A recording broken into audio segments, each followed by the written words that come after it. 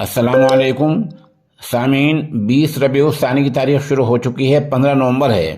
خبر کا عنوان ہے ریاستی وزیر کپل دیو سمیت بی جے پی کے 8 لیڈر عدالت سے بری۔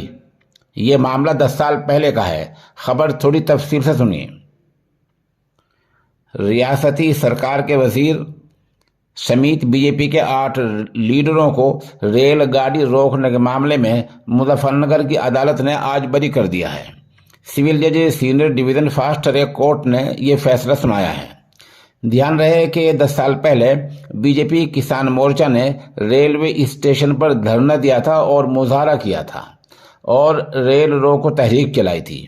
موجودہ وزیر مملکت کپل دیو اگروال، سابق M L A Ashok Kansal, سابق M L A Umesh Malik, B J P کے ضلع صدر وجے شکلا، شاملی کے سابق ضلع صدر پون، سابق ضلع صدر یشپال پوار، ویبھوت تیاگی، سنیل سمیت 1 درجن ملزموں کے خلاف مقدمہ درج کیا گیا تھا۔